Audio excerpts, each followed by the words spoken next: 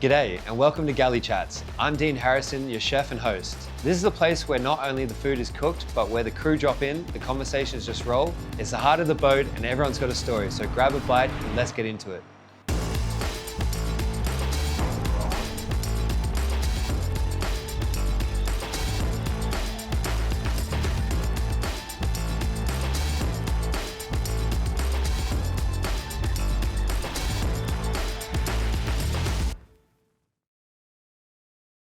Okay, so we have Shay here from Scot Free. He is the head chef on board. How big's the boat? 60 metre. 60, so you're head chef, sous chef. Head chef, sous chef, yeah. Rotational. Wicked, there you go, rotation. the holy grail there. But he's from Dunedin, New Zealand, so I actually want to talk about that because you sent me some like interesting and amazing information about where you grew up, how you grew up, and how you actually kind of like spending your rotations off as well. Yeah. And for me, New Zealand is one of the most beautiful places in the world. You know, the North Island is so different to the South, and you're from the South, which is my favorite part of New Zealand. Spent a lot of time on a boat there. But I kind of want to talk about what it was like growing up in New Zealand, and like, I guess your first experience with like food and stuff, like your first moment of like when you kind of knew you might want to be a chef. Yeah, it was pretty cool, like down south back in the 90s and 2000s. We grew up on a farm, you know, 4 cell phones and all that. So, you know, our dad would just give us a rifle, you go out in the bush and sort of have fun. And we always had like horses and things like that, ponies. And we had like a 2 classroom school where we grew up. So it was like everyone knew each other. Like my sister is a 1.5 years older. So we had the same friends, everything. And it would just be like, all the kids getting up to chaos, riding different horses, taking them swimming, going to the shop by horseback, all that sort of thing. It's New Zealand, like for me, is like some of the places you go to is like you're going back in time. Like some of these beautiful little towns are just like, man, it's like such an amazing place to bring up kids, you know? Yeah.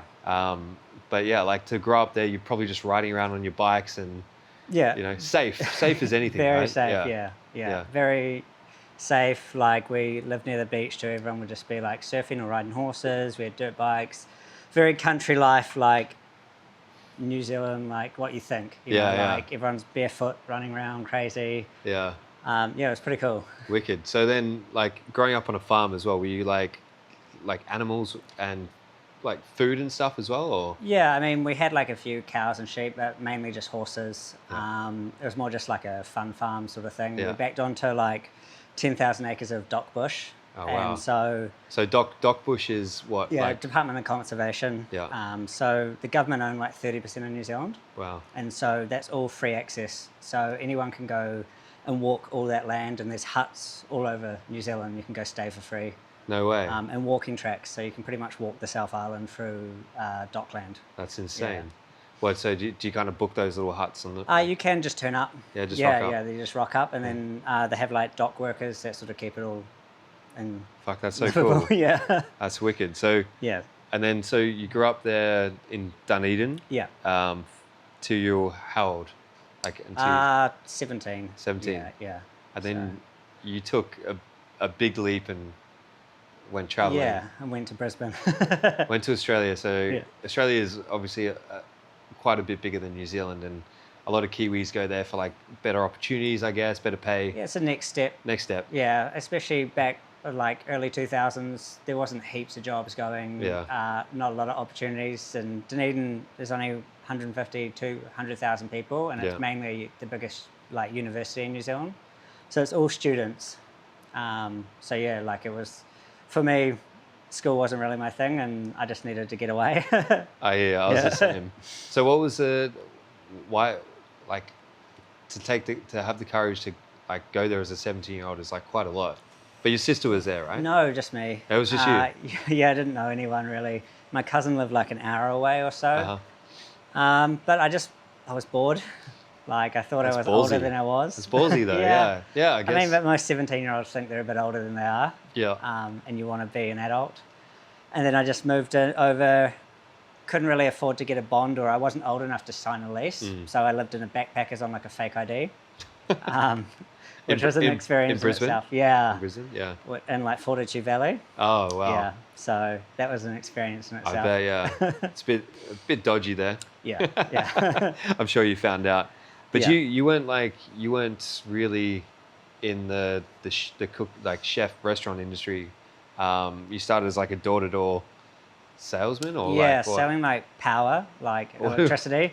I even know what that is. Yeah, You wrote it yeah. down. Like, what is that? Yeah, just cold calling basically. Like it was the only job really going. Like even McDonald's wouldn't hire. Like Really? couldn't get a job doing anything, Flipping and I burgers. needed money. So yeah, like it was pretty much like scam system, but you needed a job. So yeah, they'd pack everyone into like this old beaten up van, drive you out to the suburbs, drop you off for the day, give you like a little pamphlet. You go knocking on door, trying to get people to convert from the power company they were with to yours, okay. and then you get commission each time. That sounds sketchy. Yeah. That's funny. So yeah. But then, what did you do after that? You found kitchens, or yeah, it was a bit hard to like get a consistent paycheck. And then the only thing that you could get a job really for that age and stuff was like an apprentice chef, because it was like $7 an hour. You got paid $7? I was on like $4.30. Yeah, I'm pretty sure. On salary. So like, oh yeah. by the time you do like 90 hours, you're getting $350, $400. Nothing. Yeah. Yeah, a week. Oh man. And so, but it was the job. Like no one wanted to do it. And no one could afford to do it when rent was like $200. yeah, that's half your paycheck. Yeah, most of your paycheck. Most of your paycheck. Yeah. So no one wanted to do it. I jumped in there, and it was cool. Like it was structure. It was fast paced. How did you find it, by the way? Like, what do you? Just through ads ads online. or whatever? Yeah, like it was the only thing I could get an interview for. You know what's funny? Like, I've interviewed quite a few people on the couch, and they've said like a moment with their grandma, or like a moment with their parents, or cooking for someone. But like, for you, like, it's kind of cool that you've fallen into it, and you're such a talented dude. Like, I've seen your stuff, and I'm just like, that's a different kind of way that you got into it. Yeah, I mean, like, I did cooking stuff at school. Oh, you did? Okay. Yeah, like it was the only thing I kind of passed at school. Yeah. But I mean, I failed cooking class, like, because I like got ADHD, so I can't really read or write that well. So I'm not very good at like theory. I'm more of a hands-on practical person. Sitting there and trying to sit in classroom is like... Yeah, and like schooling system's pretty shit at that. Like if you can't sit and read, then you failed. Yeah, in their failed. eyes. Yeah, and then they'll just put you through the next year and the next year. But yeah, like this was more. You're in there. It's intense. It's full on. It's like, yeah, you have to either you sink or you survive. And exactly. I needed that structure. You know, like the way it was, the cleanliness. Have to have all your equipment in the right line. Like it was just like soothing. Yeah, I mean, for me, I left school early as well. I tried to finish year 11, and I was just like, this is not for me. It's like, I would end up walking out because I'd be just so bored, because I just didn't want to sit in a classroom. Yeah. I want to be out there. I want to be doing something with my hands. I want to be, I don't know, constructive. And so I think chefs have naturally a bit of, most chefs will have a bit of that, where it's just like, they work differently. I think we work a little differently. I think so, yeah.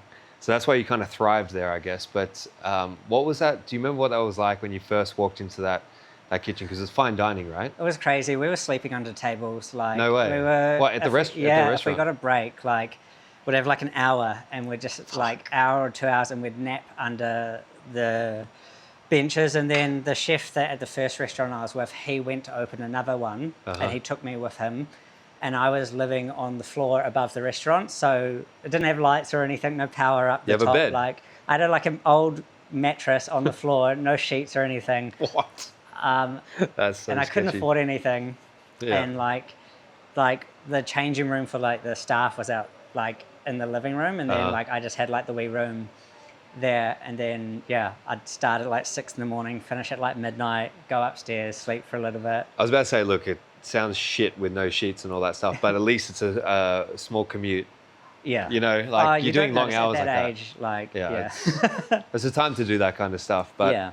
did you? What did you do after that? Did you kind of work your way up and then? I worked my way up a little bit. Did the few years. I jumped a bunch of restaurants, because doing that many hours in that environment, you jump around place to place. Yeah.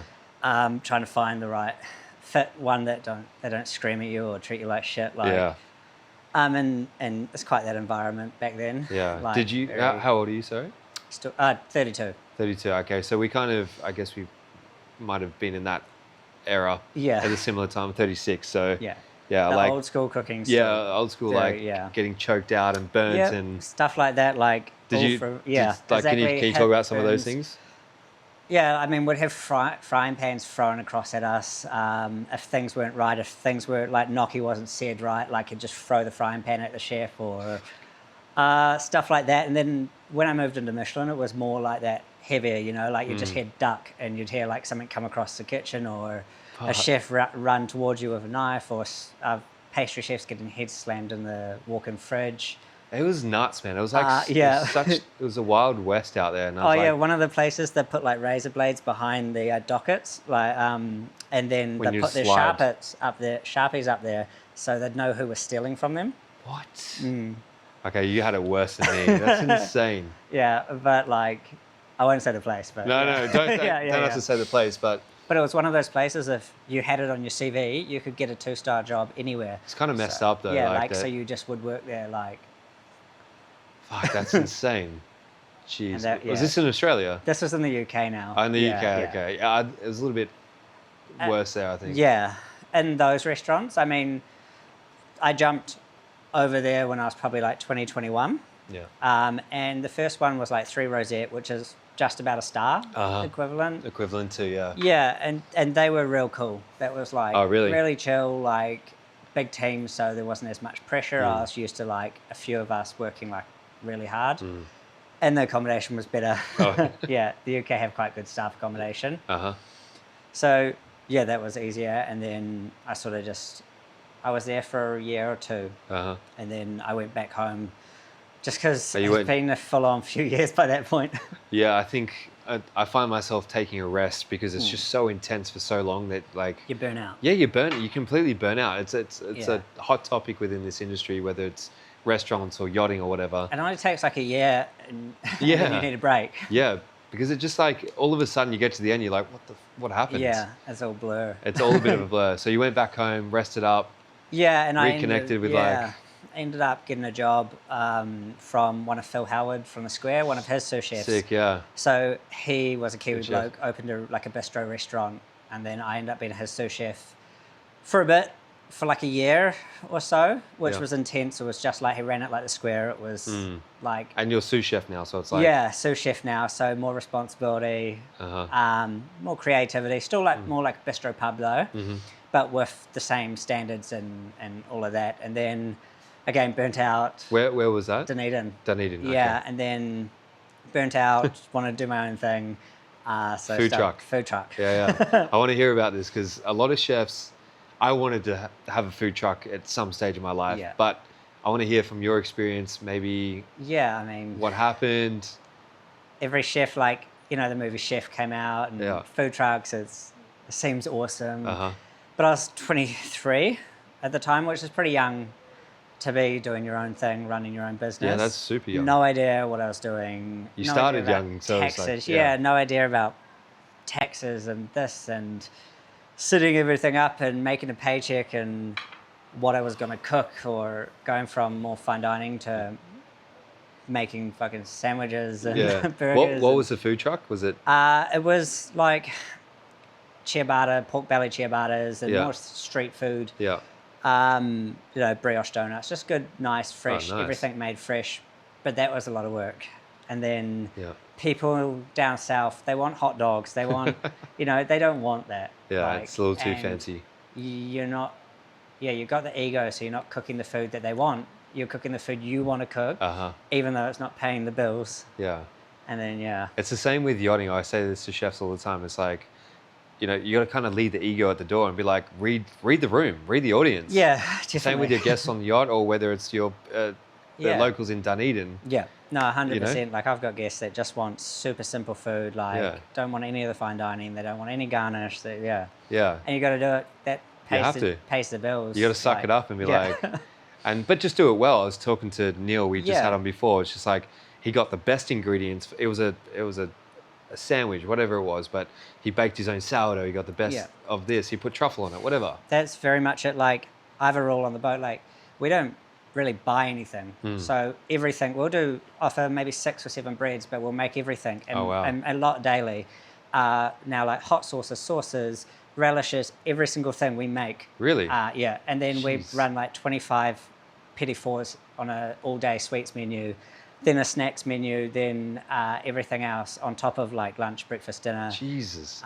Is this for every guest? Every guest. You prep that before the season? As much as I can. And then top it up as you go, And obviously. then top it up as I go, and we're heavy prep. Like, yeah, like heavy prep. We'll get back to that soon. But so then the food truck kind of failed or fizzled out? Or? I mean, we did a lot of festivals and things like that, and then we have like R&A, which is like Ribbon and Vines, like a big New Year's festival, 4-day festival, like 10,000 people, and I got the contract for that. Okay. And they were like, you need 15,000 burgers or so, like you need to have it. And then they overbooked. They got like all these food trucks in, put them all together. It rained out, thunderstorms. They made us bring all their food. They wouldn't pay us. We still had to pay them for the spot. No way. And we left with like 10,000 burgers. Jesus. We lost like $5,000 or more, and we were already struggling, like that making didn't it. help. And then and other people had restaurants with their food truck to bring everything to, and we just chucked, like thousands of burgers that didn't make it home or couldn't be given away. And that was sort of the start of the downhill. Sunky, And I had to make the choice, like sell it, cut ties before I like lose everything. And like about that time, I had a call up to come to a 1-star like in the UK, and so I put the food truck up for sale. But like it had been a decision. I mean, in the process of doing the food truck too, I was doing like a lot of bodybuilding and gymming with all the boys, so I had a meal prep business. Oh yeah. With that, so we were doing like 7 meals a day for like 20 bodybuilders, and so every 4 days they would pick up their food for 4 days, and so that was like taking off. And then I had to close that to start the food truck full time, and then when that went down, it was just like you're kind of like down in the dumps. What am I gonna do? How'd you feel then? Like, were you just like, fuck, what am I gonna do now? Like, like you spin, you're like, this is my life's over. Like, what am I gonna do? I sunk 50-60 grand into this. My parents backed me with some stuff, like like you feel shit, and then but the next thing comes. There is always something, I believe, like as you've learned the hard way, but there's always something like if you're gonna work hard, I mean, you don't even have to be good. You have to be hardworking. Like I was not the most talented chef in the room, but I was the first in, last out every time. And I think that's more than being talented. Is like not giving up, being called a piece of shit every day and still turning up. Still rocking up the next day is a lot. So shows your work ethics, I guess, and but anything you're going to put your mind to. Anything you do, if you put that into it, then you'll be good at it. Like exactly. So when did you kind of hear about yachting? Like, how old were you? And like 25 or 6. Like I went back to like fine dining in the UK at 23-ish, and straight into like a 1-star, 4 rosette, going for its star. So that's it's going for 2 Michelin type thing. And there's only a handful of them at the time, and there was just 3 of us in the kitchen. So you do everything, every sections. I was pastry at the start, breads, pastry, and it was intense. It was like using a ruler to cut everything. And it didn't matter how busy you are, you had to have everything exactly perfect. If the rocher wasn't, you do 7 in a row. If one's not right, they all come off, you do them again. Jesus. And it was like that every day. What was the drive? Did you like talk to the head chef and be like, what's the drive behind someone? Because I've never been someone that wanted to kind of do that. Like it's a hyper focused of like wanting. I think just trying to be the best, want to prove something to yourself about being the best, doing the best. I don't know, like. It's interesting, isn't it? Yeah, I mean, I think it was more to do with proving to yourself, maybe. Yeah, it's like the same people that climb, Mount Everest or something like that, and I don't know, proving something, right? So then, so you went through that, and then yachting was kind of coming onto the radar, or? Not for a few years. Okay. Yeah, like did that, jumped. I did 3 good Michelin restaurants over, I think, 3 or 4 years. Oh, yeah. And then, again, burnt out. Classic. Yeah, I was in Edinburgh by that point. I was coming up to New Year's. I had some time off. And Chalet, just someone reached out, okay. and they were like, hey, can you come like tomorrow? Yeah. And I had to do a bunch of interviews and check if it was like okay because of my appearance, like the tattoos, and because it was more fun, upper class. And then they're like, yeah, the job's yours if you come tomorrow. Where was it, in France? In the French Alps, Three Valleys. Oh, nice. Yeah, so I sort of rang my boss and I was like, look, I'm not coming back from my leave. Shit. I can't do it anymore. I just need something new, and jumped on a plane, packed my bag. It's the Three Valleys. Yeah, to Three Valleys. For how many seasons? 3 seasons. You did 3? Yeah, 3 years, and I went back to Michelin over the summers. Some of them, yeah. Oh, so you did winters there, and then fine dining summers, and then back and forward until COVID. Yeah, right. Yeah. What was I haven't really talked to anyone, like I've done ski seasons in Morsey and Avoriaz, but like I haven't really talked about it. But so a ski season in a chalet is like you're doing 6 days a week, cooking for what, between how many guests? Yeah, about 8 to 12. Yeah. Similar to the yachts. Yes, very similar. Yeah. It's basically like yachting, but in the mountain ski season. Yeah, and ours was like that, pretty similar to that. Like about higher class, not quite the money of yachting. Yeah, but like still, I think 40,000-50,000 for the week. Yeah. Sort of thing. Breakfast, dinner, and then a cake. Yeah. Is sort of what you do, and then the free time during the day. You get a lot more free time during like working in chalets, but it's not as well paid, and the tips aren't as good. Yeah. But you're out there skiing and snowboarding most of the day. Yeah, I mean, we had like a 3 Valleys pass, so free pass to 160 chairlifts, 600 k's of skiing. Yeah. That was all included. Accommodation. You lived in the mountain. Chairlift was. Yeah, it's more for the lifestyle, I think. And a little bit more freedom. Yeah, if you like cooking, but you're more a snowboarder. Exactly. It's more the washed up chefs that they're like, yeah, I got the skill set, but I don't want to cook anymore. Yeah. So I want more of a life balance, or I don't know. They can do it with their eyes closed. You know, a lot of those boys, ex-Michelin, they walk in at 5 for their 7 o'clock dinner, unprepped, bang it out, boom, get away with it. Go to the pub, wake up, not know where they are. Yeah. Go in, cook breakfast, drunk, go have a nap, go snowboard all day, repeat. Yeah. And you get 1 day off. That's crazy. Yeah. And then you do that for 6 months, Jeez. 5 months. Yeah, I did 2 seasons, and I think, I mean, it's some of the best times of my life, but it's only so long. It's hard. It's hard. We were like the council estate of the Three Valleys. Like, the Three Valleys are so nice and flash, and then we were all the apartment blocks. Oh, right. And so all the chalets were a bit further away, and then we all lived in an apartment block with like one pub down the bottom. So all the workers would just go to that one, like 100, chaos. 100, 150 like seasonaires in the same pub every night. Just chaos. Yeah. So then you're doing the chalets and then Michelin, and then is yachting after that, or is that? Yeah, yachting's after that. Like COVID happened, I'd already sat my STCW. In my off season from my last season in the chalets, I went and sat my STCW in Edinburgh because I'd heard of it. Oh, you did it in Edinburgh? Yeah. Oh, wow. I didn't know they did it up there. Yeah, I had some downtime in Edinburgh because of my sister, so I was there, and a lot of chalet chefs are yacht chefs. Yeah. That they just jump between. Dual season, or go back and forth or whatever. So they talked about it, said the money, you're like, yeah, bullshit. Like, You're never going to make that. You're never going to make that money. Did it sound crazy to you? It sounded unrealistic. Like just the tips on top of like your salary is crazy. Yeah, and then the salary and everything, you're like, it's never going to happen. Never. But I thought, I'll pay the money, do the course, might make it back, might not. What's $1,000? Yeah, in the scheme of things. And I didn't use the STCW for like a year. Yeah. I had it for a year before I went into yachting. That's crazy. Yeah, COVID happened, so flew back to New Zealand. It's like a detox. Yeah. And New Zealand was tight back during COVID. Was like no one in or out for years. Yeah. Like no one out in for years. You could get out, but yeah.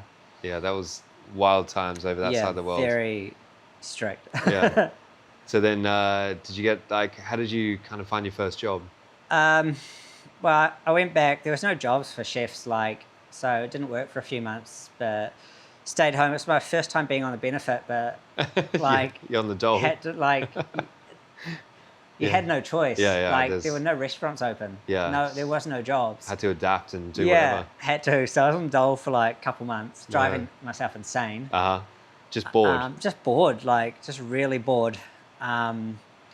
So yeah, and then I got a job at like this organic cafe thing. It was the only thing when things were opening up. It was a job trying to figure out what I was going to do. I was making little desserts for my friend's restaurant, trying to like make some money, like just hustling, like anything, hustling to make some bank. And then Helen from YPI, I'd messaged her and she called me. She was like, look, I got a job lined up if you want, like, but you got to go like now. No way. Like again, like not turn up for work, jump on a plane sort of thing. Where was the job? Caribbean. Okay. Caribbean. I won't say the boat, but yeah, big flight. But like, yeah, big flight, 80 meter. Never been in yachting. Never like that's sous chef. insane first job. Sous chef. Yeah, and it was a head chef's first role as a head chef on a boat like that. And yeah. Just tosser. Like, wasn't good. Nah, just like the old school Michelin, you know, like screaming, pushing, punching, you know, like burn you and then be like, oh well, you're in my way, like on a yacht. I've never. Yeah, super. Like we had a few close-ins in the walk-in, like Jeez. being like, do it again, like come on, bro, like. I've heard of like, you know, confrontations and stuff, but I haven't heard of like any hectic shit. Like it doesn't really happen that much. Horrible, and I mean. Yeah, towards the end, I mean, we had like one where I just walked in, closed the walk-in behind me, and I was like, do it again. Well, you won't, like, you know? Really? And then I left. I was like, fuck this. Like, yachting's shit. Fuck this shit. That's, like, I'm sorry that you went through that, because it's like... Yeah, and I was like, nah, not for me. Jeez. And went home. Yeah, and then flew back. It was COVID. I was put up in a hotel for 2 weeks in isolation. A friend texted me, was like, oh, I see you in the country. Do you want to open a restaurant for me? So, yeah, helped him open this rooftop restaurant for a bit. Took like a year off doing that. Yeah, just running a restaurant in Christchurch, sort of cooking, chilling out. And then Helen again, she was like... That's amazing that she gave you a second chance as well, because... Yeah, she felt really bad. And I mean, that boat, great boat, to some people, just wasn't the right fit for me. Some guys thrive in that environment. I'm more like, if something's not right, like, just talk to me. Yeah. Be like, hey, bro, like, this ain't right. You don't need to be like, hey, dickhead, or, you know, he was telling me how to cut a watermelon, or, like, he'd be like, you're not cutting it right. You're not cutting an onion right. Like, and I've been in Michelin a long time by this point. And worked my way up the ranks there, too, to be, like, called that by, like, this guy. Like, I was just like, nah. Can I just, I wanted to say something before, but, like, if it's an emergency like that and you're flying over, maybe something has gone wrong. Yeah. Something's happened to the last sous chef. Yeah, exactly. Possibly. I don't know. I'm just no, definitely. And I mean, I heard down the line he went for a bunch of sous chefs anyway, and it was... There you go. Yeah, like, sort of set itself up there. But, yeah, Helen called me again, and she was like, I've got a job in Thailand if you want to come. I spoke to the chef, who's a Kiwi, really cool dude, like Nick Walden. No. Nick, He was on Wanderlust. Yeah, like, he's awesome. Yeah, I met him here in Antigua last season, I think it was, but yeah, good dude. Yeah, he's cool. And so, yeah, got along with him on the call, and he was like, yeah, this boat just needs a Kiwi, really. They didn't have a head chef or a sous chef for the boat at the time. What? It's the Amels. What's it that? No, this was Atlas. Atlas. Okay, this is another one. Okay. Yeah, so they like fly to Thailand, did the whole flew in isolation, couple weeks. He was the villa chef, so this guy bought like this mansion. He bought a hotel essentially to live in when he was in Phuket. Sorry. No, you're right. So, so Nick and his partner, they were the couple there. And then I was the sous on the boat again, but there's no head chef, so I went straight in, had been on a boat for a couple of months before. And then was like dealing with local professionals, like right in doing pretty much sole chef job. But it was cool. That was like that for a month or so, and then they got another Kiwi chef who came over. And then turned out that he used to have a food truck in Christchurch. No, and we had actually been next to each other at festivals. No but way. never That's properly crazy. met. But like I have like a second mum and dad who had food trucks back home, who own like 13 restaurants and really are the reason I keep succeeding. And he was best friends with them in a small world. That's great. And you're both Yeah. in Thailand on a boat in That's Phuket. it. And that same couple, when I was working in the Alps, my manager from the UK was their best friend, but I had no idea. And he was driving me back from provisions, and he was like, "Oh, my best friends live in New Zealand. Do you know them?" And then made the connection. And it was them. That's and so crazy. them again was the connection on this boat. Kept popping up. Yeah. And so he came on, and he was just like, you know, in his 40s, amazingly talented chef, been in yachting 10 years, worked fine dining. And he was like a father figure, really, like, in what you need in yachting, I think, being young. Yeah. Well, was still late 20s, but young in a way, young enough, young in the head. Yeah. And so he just taught me heaps. I was only with him for 4 or 5 months, and he was like, "Dude, you need a head chef job." Was it more so teaching you like more cooking, or like just being like running a galley and being a head chef type, or a bit of combination of both? I mean, like when I got on and I was by myself, I had no organization. Yeah. How to or do the cleanliness right and the right way to do it to the standard. And like, I think Nick came on once and he was like, "Dude, what the fuck are you doing? Like, look how you've got this fridge. Why?" And he was like pulling everything out, and I couldn't understand. I was so mad at him at the time. I was like, "Dude, what the fuck? Like, I'm doing a good job. What Come in." What was it like in particular? Just the way that just like things are set up. Having things like crew stuff in the right area, dairy stuff, like having, you know, like your perishables like in a certain area so you can see them go off first, and you know, like your stuff that doesn't go off and further away, because you know if you lose concentration on it, it's not as important. And like just having that order and knowing you need 10 broccoli, that's what you're going to go through, and not knowing what crew eat and variety. You've got to know every cuisine, like especially for crew. Like you've got to be able to cook everything and good. And I had never cooked a lasagna before I went into yachting. You know, I'd only done tasting menus. Done the fine dining stuff. Only done tasting menus, only done that. That's interesting. I didn't know how to make a lasagna until I was 26, 27. Like you completely skipped that period of like the chefs that kind of get to that point. Almost. You went straight to the I stand by it. But like it was tough. Like just thinking about it, like, and Nick came in and he was like, "What the fuck?" Like pulled everything out. I was like pretty upset, and then he chatted to me and he was like, "This is like, you know, like this is what you need to do this. This is if you want to be in yachting, you have to do this." And that I'm the type of person, if you tell me once like that would never ever happen again. Like, but he didn't scream, you know. He was just more like, he came in from the villa, he was tired, he was like, he'd been on that boat for so long that he knew how it should be. And I think then we had open communication. He was like, "Look, this is how it should be." And that's how it was. It's a right way to do it and a wrong way to do it. Yeah. You got both experiences. You know, the first one you were on was not like, the right way, no, clearly.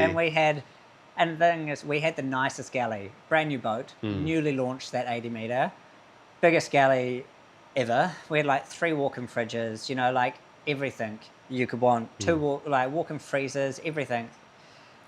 But without the right skill set from your head chef, none of that matters. Yeah. Because we had the worst galley on this other boat. Like this galley was falling apart.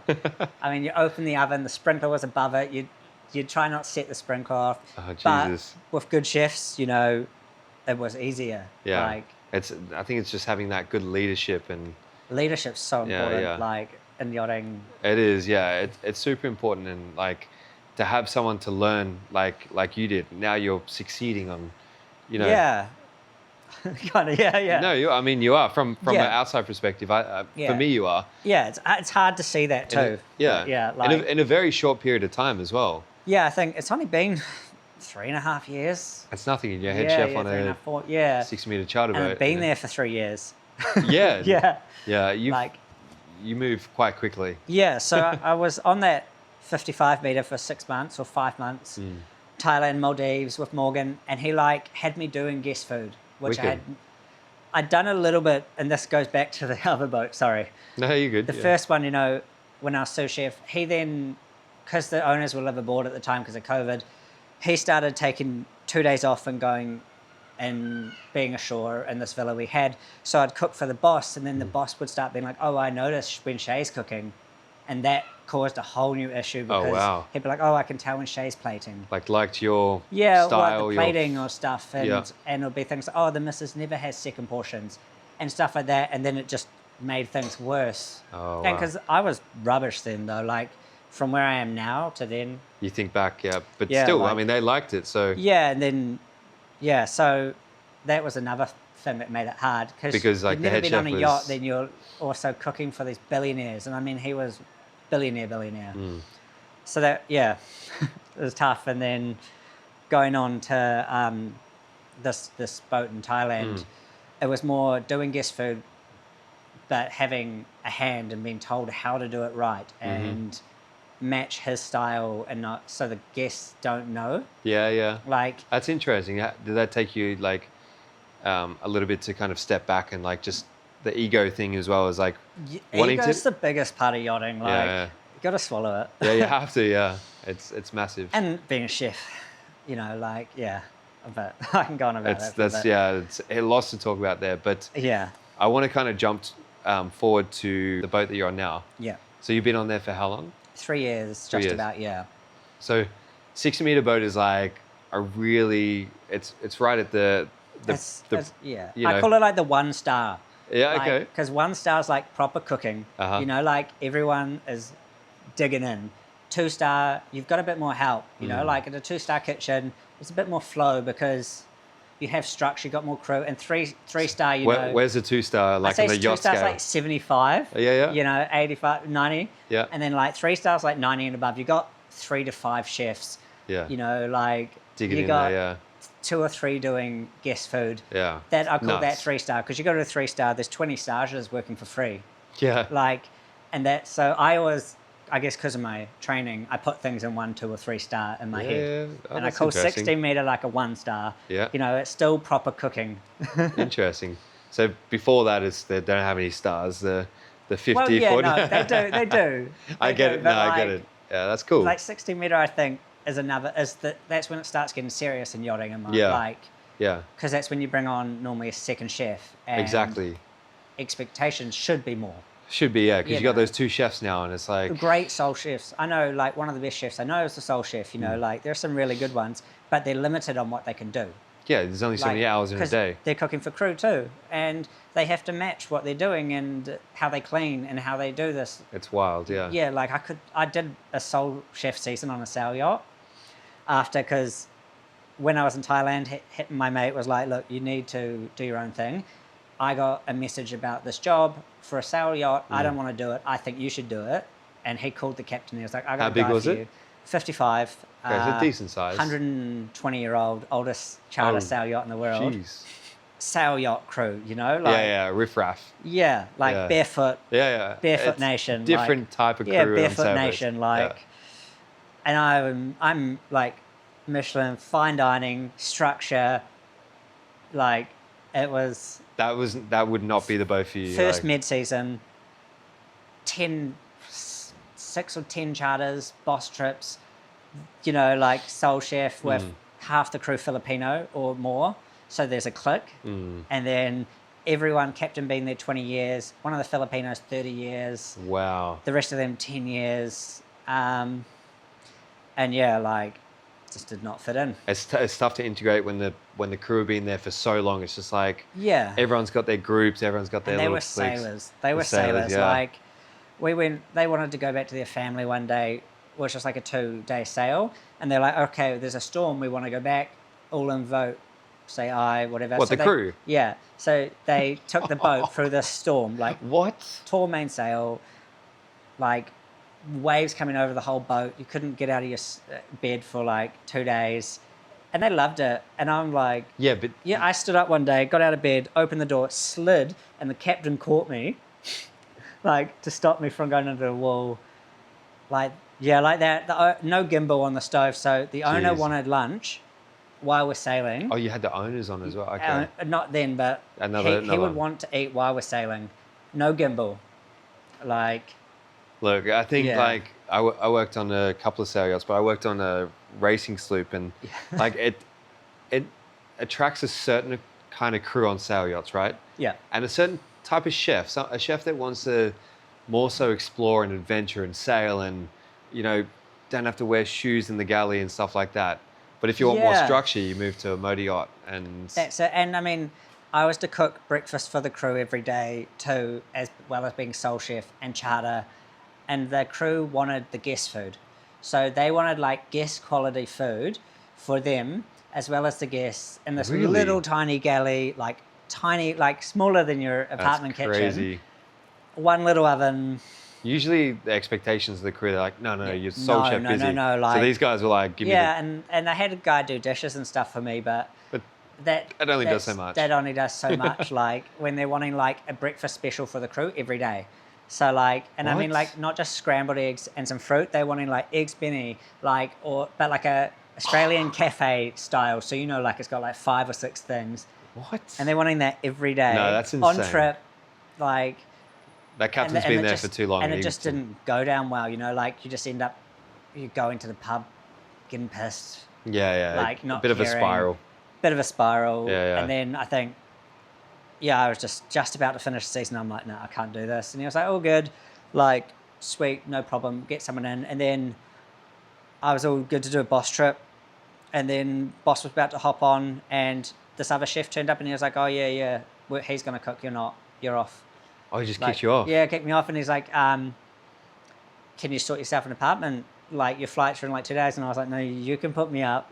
Like, but we were all good before that. I gave him a month's notice as well that I was leaving. So you did the right thing. Gave him a month's notice, and then he screwed me right before. And I'm like, you got to stand your ground, though. The captains will try pull one over. Yeah. He's a really nice guy too, though.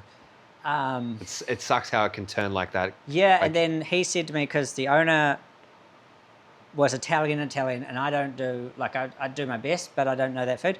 And he said the owner didn't like something, and he goes, you're only as good as your last meal, and your last meal was shit. The captain said that to me, and then got this other dude in, and like, I can cook. Like, I can cook. I'm not, I want to get a lot better. I have a lot to learn, but I can cook. That's intense. And so, like, that was a heavy hit for me. Were you just like... I was like, wow. What did you say? What did you say to him? I didn't know. Like, I was like gutted. Like, I was like, okay, cool. Like, such a dick And then move. I was like, yeah, and like find your own apartment sort of thing. And I was like, no, you're going to put me up. I'm glad you stood your ground. Yeah, had to. And I think I was learning. I'm not very good with confrontation. It's like learning to stand up for yourself. Being from those Michelin kitchens, you're used to just going quiet, go under the radar. Like, you work hard, you stay quiet, you leave. So yeah, it was like... Jeez. And then by that point, it was like, 1 good boat, 2 bad boats. What is this? I was like, but I knew I wanted to be in yachting by this point. That's like, good. Okay, it didn't deter you. Nah, but I was like, I want this. Back to New Zealand. Well, Scotland for a bit. Yeah. See my sister, went back to New Zealand. And Lucy from YPI, Kiwi, like, she's really good at getting chefs. My friend from the Atlas, the one who's like another dad, he was on a 95 meter now. He left, went on a big boat, dream boat. Oh, nice. And her husband was the captain on that boat, and she was the sous chef, went on to be an agent. And she was like, hey, Morgan's talking really highly about you. I want to get you a head chef job. And not many people wanted to give you a head chef job when you'd only been on a sail yacht. Like, it's really hard to get that first go. And I took the sail yacht job to get a head chef job. Yeah. Like, it's like a stepping stone cheat if you don't want to be a sous for 5 years. Exactly. And so Morgan obviously was like, get this dude, like, if you give him the right environment, he'll thrive. And so her husband's brother is also a captain. So she had a relationship there. And she sent my CV through, and she was like, look, like, take a chance on this guy. And so I got an interview, and I was back in New Zealand, and I thought it went all right. I wasn't sure, what it like. They all asked the same questions. Yeah. Captains can be quirky. You never know, like, if you like them, if they like you. And then, I was out for dinner, and got a phone call and he was like, yeah, like we want to give you the head chef job. No way. They offered me more than I asked for. Uh-huh. They're like, I said, this is what I'd like. They're like, no, we'll give you this. That's a good sign. That's a great sign. Yeah. And I mean, it was 38 days leave or something at that point though, but I didn't have a clue what that was. Like, I was like, cool. Whatever. Flew, this is another small coincidence, flew to like La Cioto, go into crew mess. There's a couple from my boat in Thailand that were sitting there. You're kidding. Yeah, no second way. officer, third stew, and they were on with me in Thailand. They're like, what the fuck? That's kind of cool that you know someone. Like, yeah, and we had no idea. That's and crazy. Like, yeah, you just didn't really stay in touch, socials or no, whatever. like just didn't really know. I didn't. They had just joined as well. Yeah. Like a couple weeks before, and then they found out like 2 days before when they were like, yeah, we got the chef Shay, and they're like, what? No way. And so yeah, and then that sort of was, we're in the shipyard. That was when it started to get like real, you know, big boy stuff. Yeah. So coming on as like, now you have a chef under you. Yeah. So for me, I think back in those times, it's like you have a lot more. You need to have a lot more structure because you're looking after someone. You got to. There's lists. There's organization. Yeah. It's not just you there anymore. And it covers this. If I can, this covers like hiring your friends. Yeah. Whether to do it or not, like. Yeah. Yeah, like we didn't have a sous chef. Oh, you didn't have. Okay, no, so you didn't have one at the time. Had the position. Yeah. But the last two chefs left together. Gotcha. So I jumped on in the yard. That's kind of nice, though, starting fresh. Yeah. So I jumped on in the yard. They're like, hire your own chef. Do what you want. We don't mind. Get one in. My mate was like, he was on the first boat with me as my crew chef. And he was like keen as to come. He'd been sous for a while now. He worked in some really like sexy fish in London and some good restaurants. Yeah. And so, yeah, got him on with me. I was by myself for a little bit. He come on and we did a crossing, and it was like learning the boat. Like, I think in the crossing, had never had those fridges. We didn't lock the fridges. Hit a wave. All your prep comes out. Everything. I mean, we lost everything. Oh. Learning like all those little things of like starting off, working together, and then we knew each other, so barriers are low. And you know, he thought he could be better at some stuff and starts talking back, and you're like, like, and Dynamics, you share a cabin as well. Oh, you're sharing a cabin. Yeah. Usually they don't put them same departments together that much. No, and you know, and you're drinking and going out and partying and not sleeping and, you know. all of that mixed in. All of that mixed in. And he stayed for a bit, but it was just like clash. And then we were charter and boss trip, and I'd never really done both before. Yeah. And I had no organisation, no structure. Like, you learnt a lot. Yeah, but like captain come in and he was like, why are the floors like dirty like this? So within the first few weeks, and after that, till this day, I clean them on my hands and knees. Really? Every single day, even if I've done an 18-hour day, because I will never, ever have someone come in from the outside and be like, why? Like, this is dirty. And that just sort of started like being like, shit, I need to pull myself together. Yeah. And then he quit right before a 2-month boss trip, my mate. Oh, shit. And then we're like, shit, what do we do? We need someone good. Got a temp in. Lunatic, you know, like what teams can be like. Oh, you know, like started off like red flags, like he'd cook for Oprah and all this stuff, and then, you know, like his agreement for a temp said crew chef, and he wanted them to change it to say sous chef on his contract for temp, and we're like, dude, it's like 2 weeks. It was like 2 weeks, like while we find someone, and like all of this, and then his food, like I didn't even notice because I was so absorbed into like boss trip. And you do as well, because that's your main concern. That's my main thing. Like this boss he's on for 2 months, you know, like, and he wants fine dining, and the last chef that he had before his two that had been there, he threw the food overboard. He was like, nah, like don't want this. He was like, he liked things a certain way, and so everyone put that pressure on me. They're like, oh, he's very specific. He only likes this, and so I was stressed. Like, you know, like my mate walked out pretty much.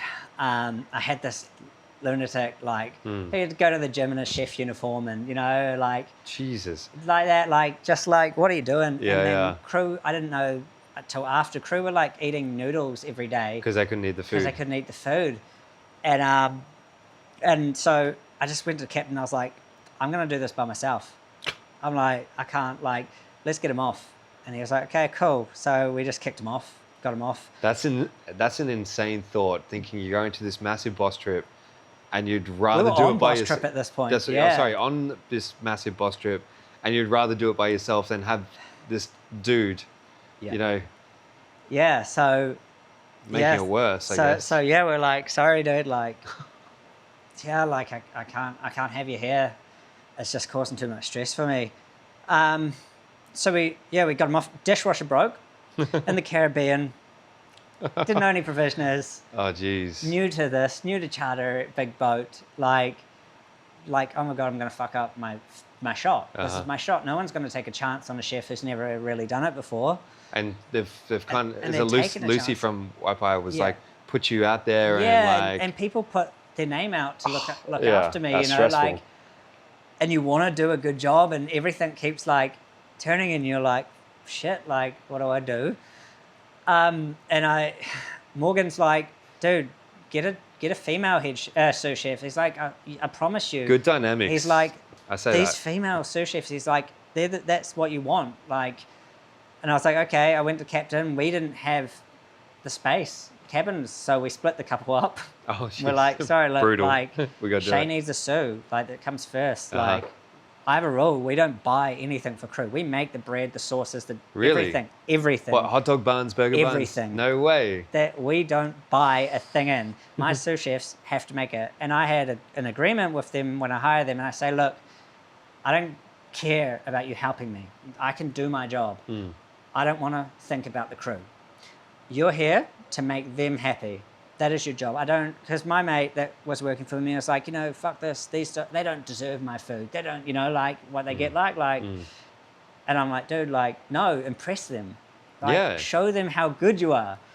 And so I found with female sous chefs, they're nurturing. They're like, want to look after the crew. And like, it's the best thing I could have done. Like that week by myself, I had the chief stew and the chief engineer and chief officer in doing dishes because we didn't have dishwasher for a few months because it just shat itself, like no one's fault. That's insane. And we had to order a new one.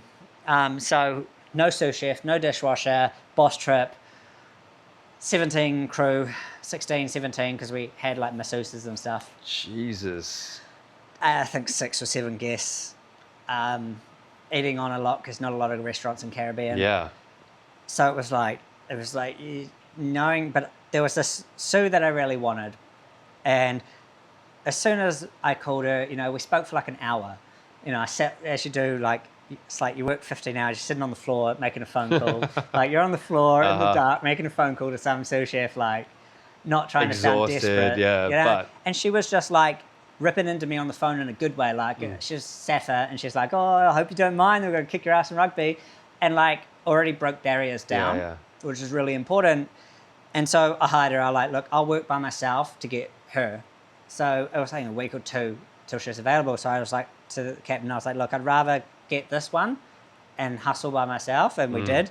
And best thing I did, like, she's like my best friend. We still talk all the time. Like, was there something in particular you were looking for in a sous chef? When you were looking for a sous chef, what did you want? Just want to be there. Yeah. Want to hustle. Want to be the best chef you can be. Love food. Like, I just want to be the best I can be. Every day, every time I come back from rotation, I bring something new. And every time I do something more. Like, each time I come back, it's like, okay, we're not going to buy this in anymore. If we did, we're doing it ourselves.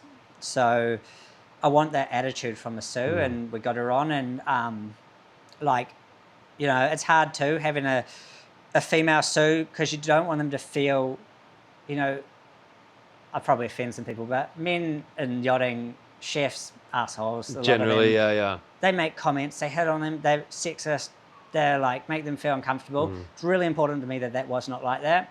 So I call our galley like a closed door environment. You can come in if you're invited in, but it's a safe place for my sous. It's So I don't want deckies coming in all the time, hitting on them. They're always Harassing quite them, attractive girls too. So this was like this safe space. You come in here, you can be in here on your phone to your parents, you can be in here all day, but no one else can come in here. And so that was quite important as in a managing step, is learning that. And it works. Like, we just got along so good.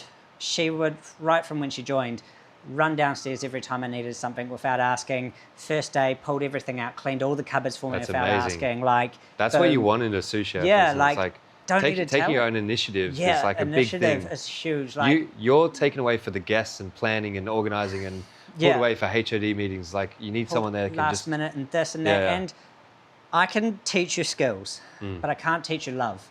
You know, like, I can't teach you to love it. I can only teach you how to be good. Yeah. You know, and I can teach you everything I know, but you got to want to be there. And she did. And I taught her everything I knew, you know, like every recipe I ever had, I gave to her. Everything, you know, like, and she had just come from a boat with another female chef and who belittled her and bullied her every day, and she hated it. And she spent a year there, and she was just treated like shit every day, told she couldn't cook, told she this. This is one of the most talented chefs I've ever met. Wow. Ever. She's 23, super young, sous chef on a 60-meter. That's crazy. Super talented, and being told she's nothing. It's weird because I think it comes back to the right environment, the right leader to really bring that out. Yeah. That's crazy to hear that, like, usually, you know, women should be helping each other to bring each other up, and it's so weird to hear that. And it's jealousy. I think she's older. I don't know. Yeah. There's jealousies in the industry a lot. But yeah, anyway, so built her up. That's cool. She stayed with me a year. She really, we're best friends still. We talk all the time. That's amazing. Her partner is a captain. He was a chief officer at the time. It was real important that I grew a relationship with him. If you're going to get a female sous chef, if they've got a partner, make that relationship, because they need to also know that you're not a creep. Exactly. Yeah, their partner is safe and comfortable, and it makes everything work. Yeah, like, definitely. there's so much more than just cooking. Yeah. It's like, it is, isn't it? An environment that you build. Yeah. And so that's. I mean, we're touching on so many different subjects. Yeah, sorry, I've gone off. No. It's good though, because I think people need to realize, if you want to join this industry, it's not just being able to chop onions and cook food. You know, it's like you're doing it. Such a small part of it. It's such a small part of it. There's a lot of so much more to it. So which I haven't talked about. Yeah. But another part of it I want to talk about is relationships on board as well, because we haven't had anyone in here that's actually working together on the same boat. Yeah, my fiance. Yeah. Fiance. Yeah. What's she do on board? She's like head of housekeeping. Head of housekeeping. So, what's that like? Kind of working with your partner. How did that come about? Was it easy, hard to get her on board, or? Yeah, well, we met on there. Oh, okay. So yeah, we've been together a couple of years that was easy now. to get her on board then. yeah, exactly. Okay, so you met on board and then. Yeah, hit it off. Yeah. Usual, you know. You're pretty much only going to meet someone in yachting, let's be honest, that understands your lifestyle. She was junior stew, classic, you know. Junior stew, head chef. Yeah. Story as old as time. Peyton's laughing over there. Yeah. We didn't meet on board, but stew. Yeah. Yeah. So, and then pretty much we started and I quit.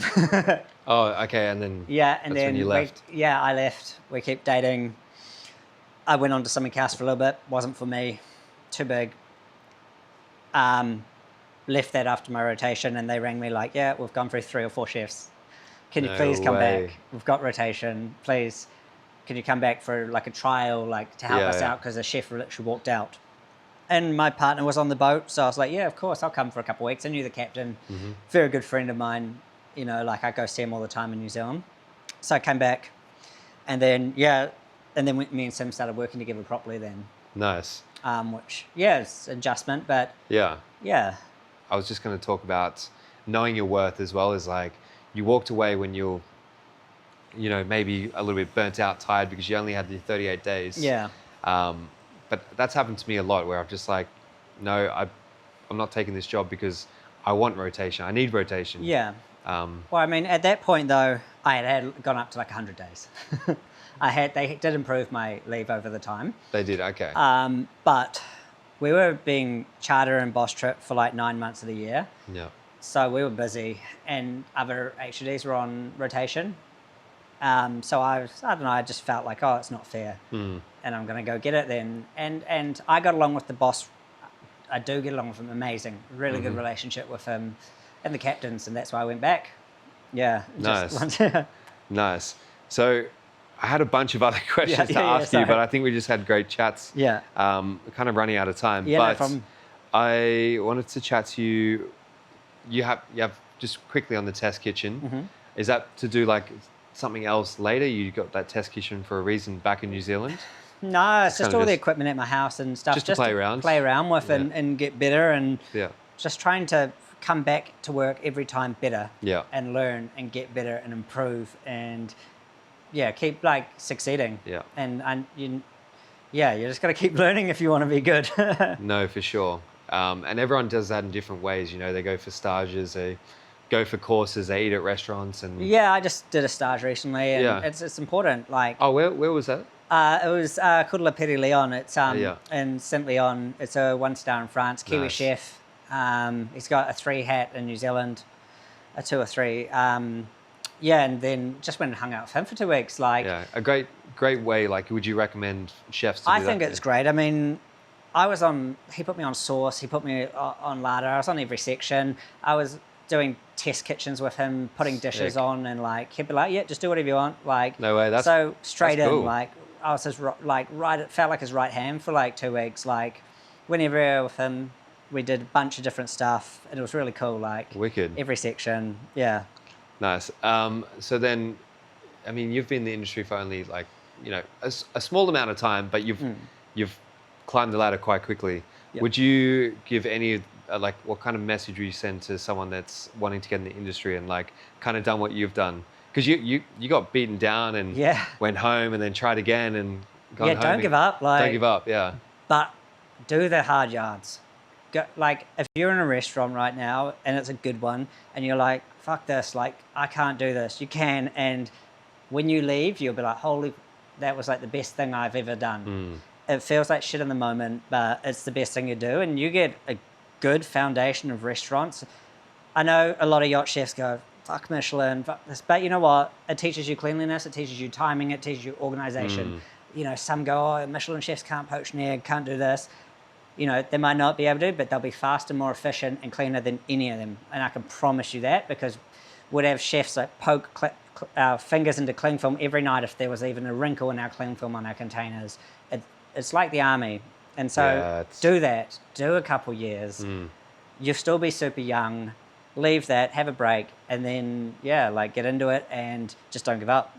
Don't give up. I mean, you didn't give up, so... Just don't give up. And here you are on an epic boat, and I'm sure you've got a massive future ahead of you as well. So appreciate you coming by. Cheers, thanks, mate. Cheers. That's it for this week's episode. Thanks for dropping by the galley for a chat. We'll see you later, and take care.